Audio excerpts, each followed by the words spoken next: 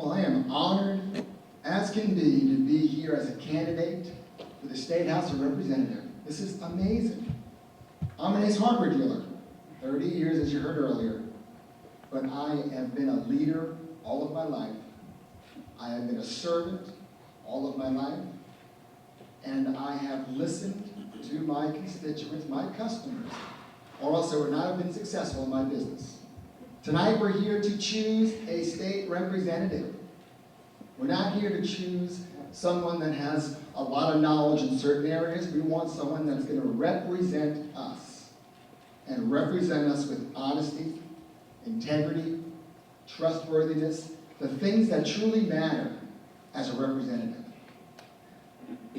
Pastor Steve, your comments were perfect, amazing. That's why I'm running. I'm not a politician. I have never been a politician. But I care so much for my family and for my community, for my district now, and for my state of Texas that I'm running.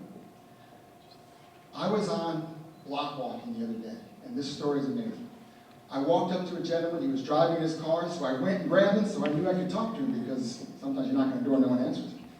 And I just told him about who I was and what I was doing. He said, wow, that sounds great. I've never seen anybody like you as a candidate, especially come to my door. Well, then he told me, how are you going to be able to run for office and run your business? And I just told him, I've been gone for 4 months from my business. I am committed 100% to be your candidate. And I told him, God has blessed my business since I've been gone. And he told me, Kyle, you make sure you tell everybody about God. And don't be afraid to say it. Because he said, I'm not a godly man, but that's what we need to hear. And that's why I'm here. Thank you very much. What issue or topic do you have the most interest in? Border security, for sure. We cannot do it affects everything we do in the state of Texas. We need to secure our border, and it's not to keep people out, it's to know who's coming in. It affects us economically. It affects us security-wise. It affects us in our daily lives, no matter who you are. It is an issue that needs to be taken care of, and I'm very interested. I volunteered to go to the border. I went there to see what it's like with the border volunteers, and it was quite eye-opening. My family has lived on the border their whole life, from El Paso to Laredo and McAllen. They lived on the border, and some of them still do. We have got to control our border. This is the United States of America. This is our land. This is our country, our rules, and it needs to be done our way, period. Other countries do it. Why can't we? This is our nation, and that is the most important thing, and you better believe that's something that I'm going to be really excited about taking care of, and that's what's most important to me, and I think is most important to this state of Texas. Well, when you own a hardware store, 30 employees doing almost $5 million a year, you wear many, many hats. I believe that I'm very good at decision making. I'm very good at being a leader. I'm very good at delegating. I'm very good at listening. I'm very good at all the skills that it really takes to bring information in on all these different issues and get the information from the experts to make a proper decision. And a decision that is not based on influence from any special interest or lobbyist. My decisions are going to be made based on what I feel is correct for the taxpayers of this district, and that's it. I believe this country was founded on Christian principles, and our Christian principles have been adopted in every aspect of the life of this country. Unfortunately, it's been under attack lately, and it's been under attack in many ways. Sharia law is one of them, but it's been an attack a lot of ways. Our country was founded on these principles. They're already embedded in our country, in our laws. We need to keep them, that's for sure.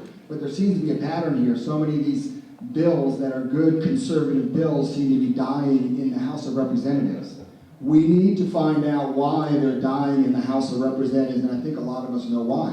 We need to have a speaker that is going to appoint chairmen in these calendar committees and these other committees to get these bills through. If the Senate is going to pass bills, a lot of them almost unanimous, it needs to go through the House of Representatives. And if we need to make some changes, we need to make changes. We can't have this anymore. Thank you. But here's the deal. We keep hearing that good bills are not getting to the floor of the House. They've passed the Senate. We are conservatives. The three of us claim on all of our literature we're conservatives. We need to elect or give our vote to the speaker that is going to be conservative, who will put conservative people in these different committees, especially the calendars committee. Okay, why am I running in this conservative district? Because I am conservative. I've been conservative all my life, not because I learned it or I went to a meeting or I did anything else. I've been conservative because that's how God made me. And I think this district needs to be represented by a true conservative. Well, the first threat would be if there's any reason or any way the federal government tries to take our guns, period. That would be the biggest threat. We will never give up our guns, ever, ever. If we do, we will lose our security. We will lose our ability to come against an overreaching federal government. So that right now is amazing that it's even coming to even being spoken about. But I'm grateful for Governor Abbott that he is going to stand up and protect our right to bear arms. And that, I think, is the biggest threat. Because if we cannot defend ourselves, nothing else matters. This was actually what it says in that bill. It's a reallocation of water from one water user to another, word for word, and from one geographic area to another. We cannot afford to have our water taken from our area here in the Hill Country.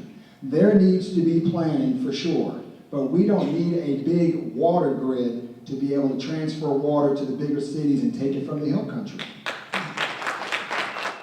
Are you for or against in-state tuition for undocumented students?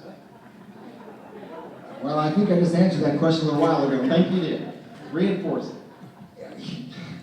I don't know how you can reinforce it more than just saying no.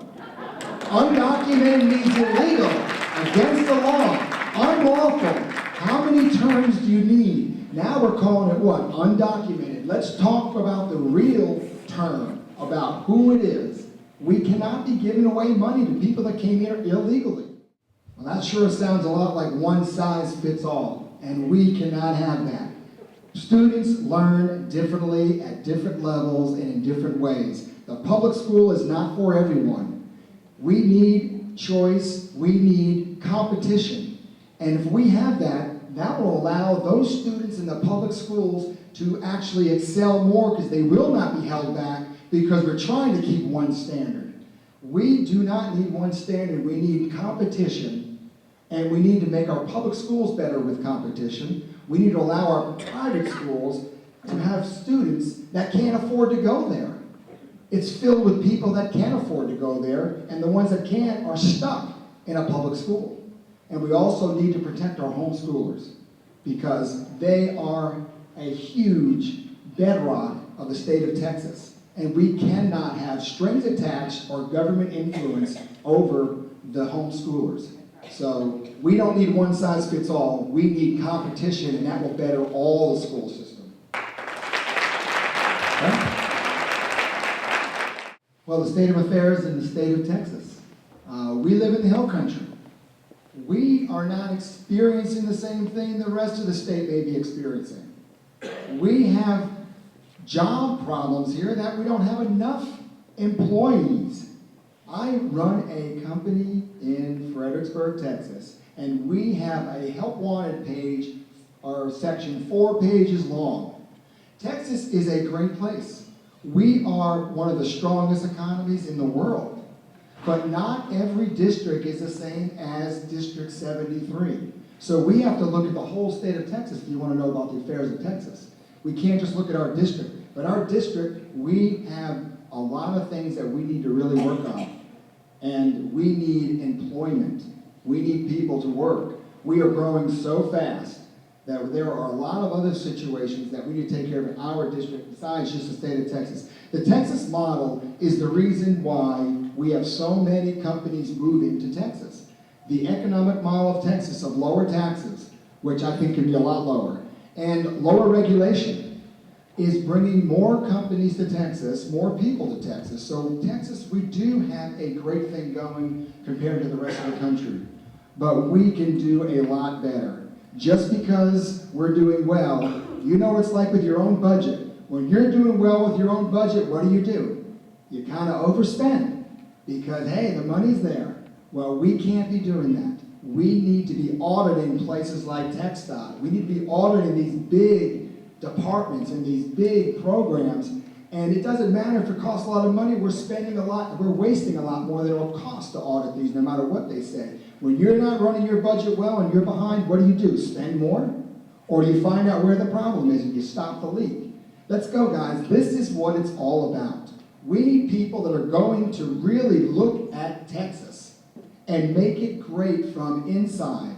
We need people that have the will and the guts to do what's right for the state of Texas and for the taxpayer. Remember, it is the customer that provides all of the money for the state of Texas. And it's not for the legislation to just play games with that money as if it's not theirs. We need to put the taxpayers first. And that's what's most important. So Texas is doing well. But just because it's doing well, it doesn't mean that it doesn't need to have some fixes done. And when you're doing well is the best time to save, the best time to pull back, the best time to really evaluate. Because it's really hard to fix things when you're behind the 8 ball. When you're in states like New Jersey and so forth, it's hard to fix things. We can fix things now, and we need leadership and a representative that will look at it from an outside look and not from inside. And we have too many of the insiders there. And I want your vote. Thank you so much.